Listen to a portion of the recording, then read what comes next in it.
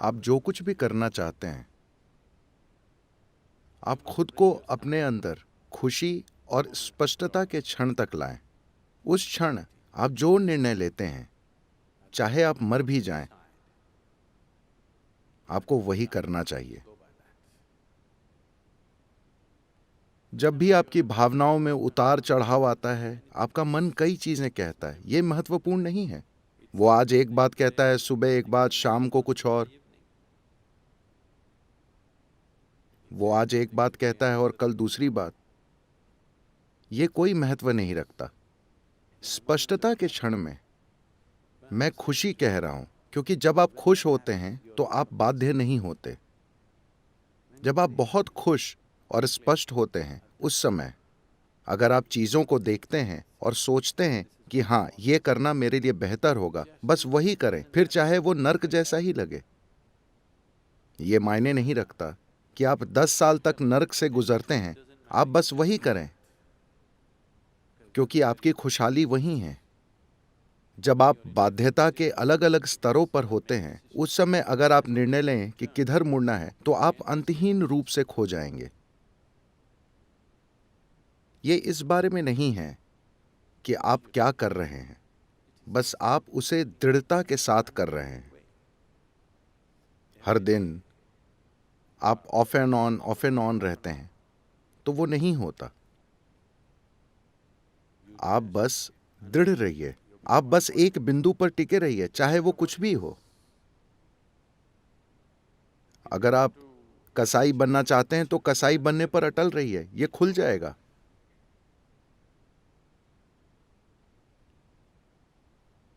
एक क्षण के लिए भी ढुलमुल मत बनिए।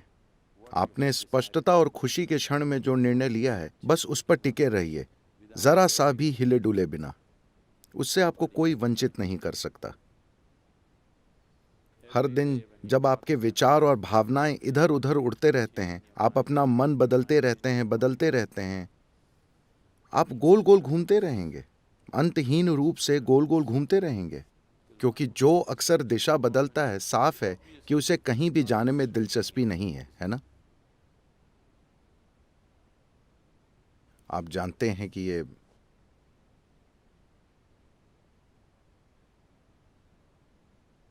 ये दुनिया गोल है, इसलिए आप किस दिशा में जाते हैं ये मायने नहीं रखता। जब तक कि आप दिशा बदले बिना चलते रहते हैं, आप सफर को पूरा करेंगे, है ना? आप यात्रा पूरी करेंगे, है ना? अगर आप अपनी दिशा बदलते हैं, तो ये आपको एक अनंत,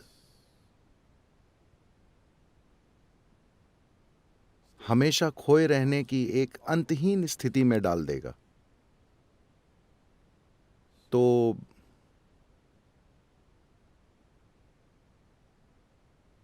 अगर आप वहां होना चाहते हैं, वहां रहिए, कोई समस्या नहीं है।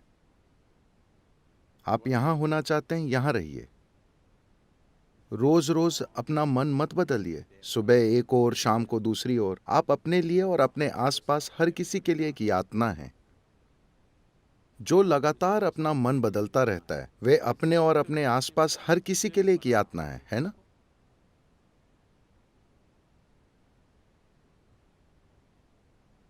अभी आप सोच रहे हैं कि कल मैं अपना योग करूंगा।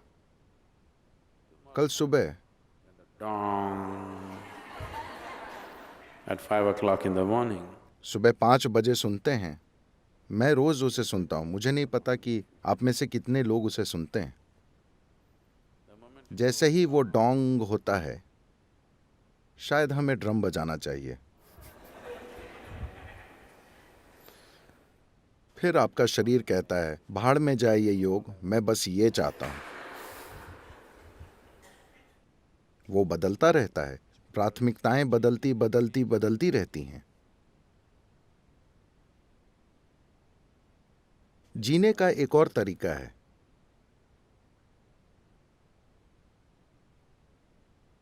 जहां आपके जीवन की सबसे बड़ी खुशियां, आपके जीवन के सबसे बड़े सुख ऐसे लगेंगे जैसे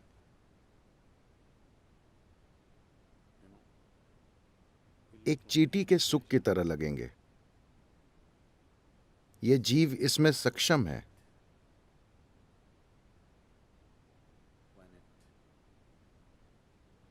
जब बात शरीर और दिमाग की आती है तो हम सभी अलग रूप में सक्षम हैं। दो शरीर बराबर सक्षम नहीं होते, न ही दो दिमाग बराबर सक्षम होते हैं।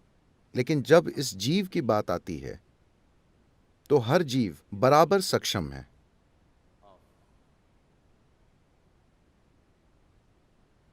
अपने भीतर अस्तित्व को समेटने में। वैज्ञानिक कहते हैं कि यह लगातार फैल रहा है, उसे कैसे समेटना है, यही सारी सुंदरता है। That which is endless, that which is eternal. जो अंतहीन है, शाश्वत है, जो असीम है और जो लगातार फैल रहा है, उसे इस जीव में समेटा जा सकता है।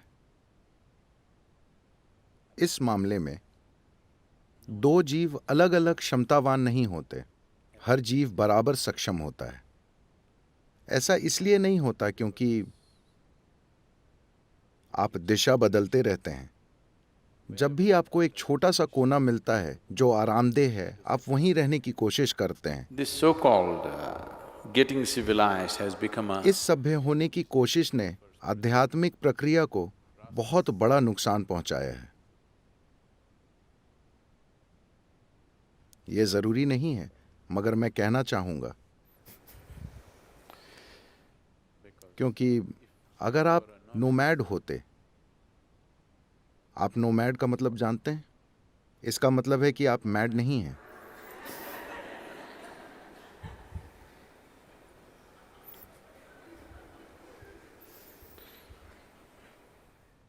तो कौन नोमैड नहीं है? जो मैड है। जो मैड यानी पागल है, वो टिक जाता है। जो मैड नहीं है, वो चलता रहता है, कहीं भी ठहरता नहीं है। जैसे ही हम नोमैड होना बंद हुए, तो हम सुरक्षा और कुशलता के एक पागलपन में पड़ गए। चाहे वो शारीरिक हो, मनोवैज्ञानिक हो या भावनात्मक, हम हमेशा उस कोने की तलाश में रहते हैं जहां हम आराम से सो सकें। और एक बार आपको वो कोना मिल जाता है और वो बहुत बढ़िया और आरामदेह हो जाता है, तो आपके अंदर बाहर निकलने और फिर से यात्रा करने की हिम्मत नहीं होती। तो अगर आप सिर्फ एक पिकनिक मनाना चाहते हैं तो ठीक है, वो ऐसा ही लगता है जब अगर आप वेलंगरी पहाड़ की चढ़ाई करना चाहते हैं तो आपको एक निश्चित दूरी तक चढ़ाई करनी पड़ती है, जहां आपके घुटने चटक रहे होंगे और आपकी सांस भाप के इंजन की तरह लग रही होगी, a steam locomotive. फश फुश चल रही होगी। फिर आप चारों ओर देखते हैं और बांस, खूबसूरत चट्टानें, आपके आसपास के बांस और सब कुछ बहुत शानदार लगता है। घाटी इतनी सुंदर है। What is the purpose? एक और कदम उठाने का मकसद क्या है? यह शानदार है, बस। आपका दिमाग आपसे कहता है, बस यही है। मैं जगह की सुंदरता पर सवाल नहीं उठा रहा हूं, मैं वहां मौजूद होने के सुख पर सवाल नहीं उठा रहा हूं।